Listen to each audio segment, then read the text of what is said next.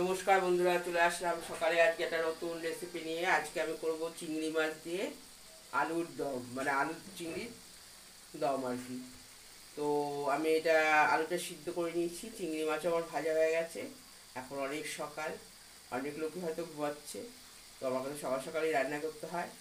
আর বন্ধুরা, তোমরা আমার চ্যানেলটাকে লাইক শেয়ার সাবস্ক্রাইব করো প্লিজ, আর আমার ভিডিওগুলো দেখো। আর যদি তোমাদের ভালো লাগে একটা লাইক শেয়ার করে দিও।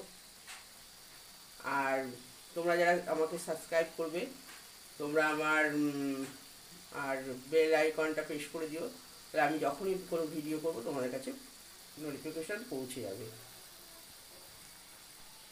এই দেখো বন্ধুরা, আমি এখানে পেঁয়াজ, আদা, রসুন, কাঁচা লঙ্কা, একটু লাল লঙ্কার গুঁড়ো দিয়েছি, জিরের গুঁড়ো দিয়েছি, আর গোটা গরম মশলা, একটা শুকনো লঙ্কা আর জিরে ফোড়ন দিয়েছি। আর এই আমার চিংড়ি মাছটা ভাজা হয়ে গেছে, আর এই আলুটা সিদ্ধ করে নিয়েছি, দেখো এখন ধোঁয়া উঠছে। আর এই মাছের আমি ঝাল করবো, এই হচ্ছে আজকে আমার রেসিপি। তো এখন আমি আলুটার মধ্যে দিয়ে দেবো, আলুটার সাথে এটা ভালো করে কষবো। আর নামাবার আগে একটু শাহি গরম মশলা, একটু ধনে পাতা দিয়ে দেবো।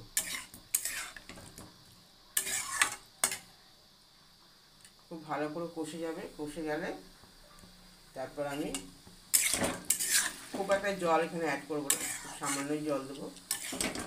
আর মাছেও আমি পেঁয়াজ আর টমেটো দেবো, আর কিছু দেবো না, আর কাঁচা লঙ্কা।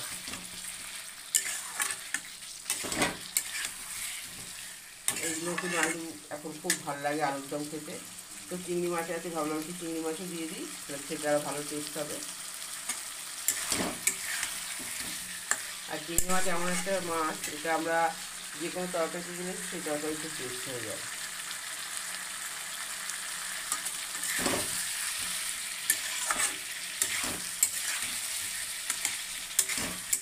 আলুটা আমি প্রেশারে সিদ্ধ করে নিয়েছি। এবার একটু মিষ্টি দিয়ে দেবো, কষা কষা মিষ্টি দিলে, না মিষ্টি মাছ দিয়ে দেবো, মিষ্টিও দিয়ে দিয়েছি। আর মিষ্টি এখন দেবো, সামান্য একটু মিষ্টি দিতে, একটু মিষ্টি দিয়ে বাঁধাকপি আমি বেশি করে মিষ্টি দিই। এবার আমি চিংড়ি মাছটা দিয়ে দেবো।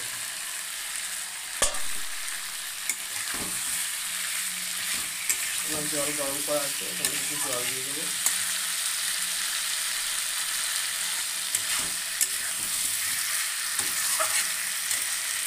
এবারে বাড়িতে করে খাবে বন্ধুরা, দারুণ হয় খেতে। এই দেখো বন্ধুরা, আলুর দমটা আমার, চিংড়ি আলুর দম আমার তৈরি। তো আমি এখন এখানে ধনে পাতাটা অ্যাড করে দেবো।